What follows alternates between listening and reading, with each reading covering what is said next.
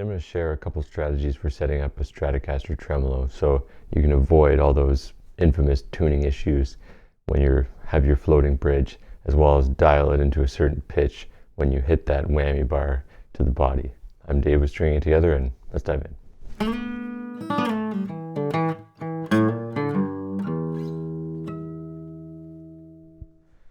There's a ton of videos out there that take deep dives into the Stratocaster, and you can check those out, but this is going to be more of a practical approach. I've gone down those rabbit holes and read the forums, and I've sort of picked two approaches that I think are the most easy to follow. So I'm going to share those two approaches with you. First off, you have to decide, do you want it to rest on the body or do you want it to be floating? So if it's resting on the body, you can tune it down and then it comes back up to pitch when it rests on the body. The advantage is if you break a string, your whole guitar doesn't go out of tune. When you're tuning your guitar is not affected by, you tune one string, it's not going to affect the other strings. So if you're just changing tunings a lot or you want to go to drop D, I'd probably go with sitting on the body style. The disadvantage is that you can't go back the other way and arguably affects the tone a little bit, and you can't do the vibrato with the whammy bar going both ways. So you just have to decide which one you want. You can experiment with both. The great thing about the electric is you can always go back. So play around with it and see what you like. The first thing you need to understand is how these springs in the back work. So this plate is mounted to here with these two screws, which can move back and forth. The springs are attached to the tremolo, which is then, it's only resting on those two mounting points in this case. In sort of the classic Stratocaster, it'll have the 6 screws in there. But the springs, there's really no right or wrong way to put them. As the spring wears out, that tension is going to change, right? So having it here versus here, maybe once that spring starts to wear out, you might need to move it from here to here to get the same amount of tension. So here's one test you can do. You want these springs to ring out a little bit instead of be like a sort of a plunky sound. So they should sound a bit like this.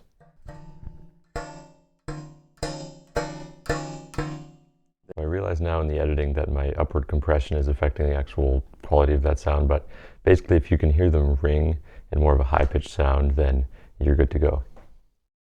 Another test of proper spring tension is you have your whole guitar tuned, so your low E is tuned and you've double-checked your low E, and then you can pinch with your thumb and your finger the low E and the high E, and then bend the 15th fret here, about 1.5 to 2 tones up, as high as you can go basically, and then check that E again.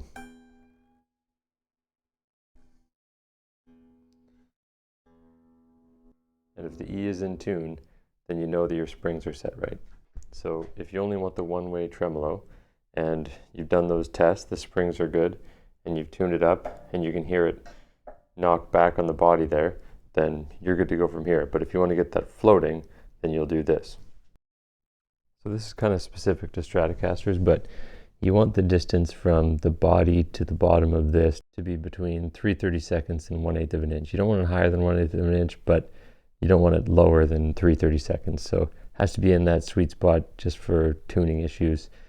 And I'll show you a few different tricks. So one thing is you can adjust the springs and tune it. So every time you adjust the strings, it's going to affect the tuning, or vice versa. When you tune it, it's going to affect the strings. So you can kind of go back and forth and tune until you get it to that height. And you can sort of play around with it. So one technique is to get that high E at the 5th fret. When you pluck that and you pull back all the way to the body, it goes to a B flat in tune. So there, it's a bit flat. So that means I need a hair more spring tension. But I'll show you another trick that kind of makes it a bit easier. So this trick, what you want to do is get this flush with the body. So one way to make that faster is tune the strings lower until this is flush with the body. When you're tuning the strings, they'll make sure you're going down the same amount for each string, roughly. This is just to speed up the process. And then you can just tighten up the springs until the guitar is in tune. I'm just showing you this way because you can see it on the camera here. And then I'm just going to tighten this up until the string is roughly in tune again. Then I'll just fiddle around with the springs and the tuning until the guitar is in tune, roughly. So there's a G sharp, so I'm going to keep going a little bit. Okay, so you've got it tuned up to pitch with this floating sort of just parallel with the body. Next, what you want to do is pluck the G string and then pull this whammy bar down until it goes to an E. So you're bringing it down 3 steps.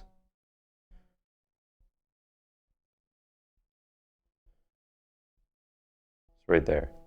And then you want to pin it there with these things here, which are post-its, or you can also use just regular card paper, or any kind of paper will do really. Post-its are the easiest though. So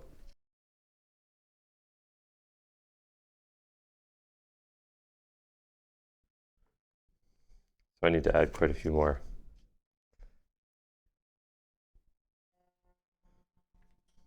Maybe I'll need a whole pack. Okay, so now it's a little bit flat, so I'm just going to take a few off of here.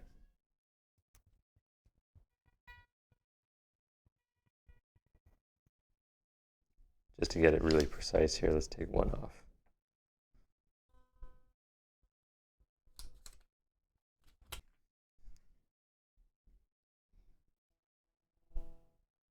Okay, that's pretty much dead on. Oh, just a hair out, but that's fine. So now we've lowered it 3 steps. So now we're going to tune it up to pitch with the post-its in there.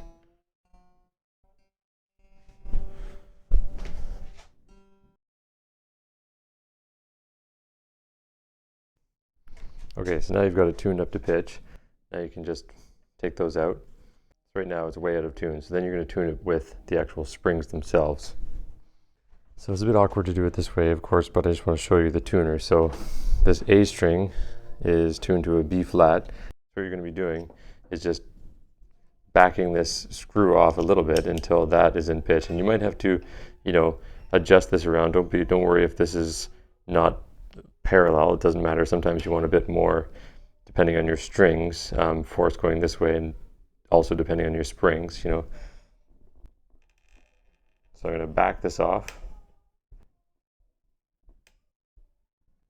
I think I'm going to switch how I'm doing this because it's a little bit awkward, but basically you're just going to back these off until all of the strings are in tune. So I'll just show you one just for an example. Okay, so that's getting lower now. It was at a B flat in tune, so as the farther I pull it back this way, the more closer to the A it's getting. So you might have to do a little bit of tweaking here and there, but once it's in tune, then you should be able to pluck that E string in tune and then bend it up to an F at the body in tune. And you can really tweak it. It's a hair sharp, so I mean you could go spend all afternoon with it if you want, but I go back to the E and it's still in tune, so that means that this is floating nicely. And it's nice having that semitone on the E, and then the B will be a whole tone, so it'll go from B to C sharp there, and then back to B. Still in tune on the B, and then the G will be that third. Again, it's reading a hair sharp, so I might want to tweak this a little bit, but you can kind of use that to your advantage when you're playing. And then when I go back to the G, it's still in tune. So that tells you that it's floating where you want it. So just a reminder that this is not the only way to set up a Stratocaster. There's a ton of different strategies. There's blocks that you can use to set the spring tension, all kinds of things. Let me know if you've tried anything and that's worked for you that's different than what I've shared here, or maybe things that you've tried that didn't work. And as always, hit that subscribe button, give this a thumbs up. That'll pump it out and help this channel grow. I put out new content every week, and I've got a ton of free resources. If you want to dive into guitar repair, I've got a whole course for leveling your frets in sort of an entry-level, easy to understand way with minimal tools called Foolproof Fretwork. Check that out in the description. Or if you're into guitar wiring or just new to guitar wiring, then you might want to check out my guitar wiring playlist, and also a cheat sheet you can download, all for free. And that's all for now. I'll see you next week.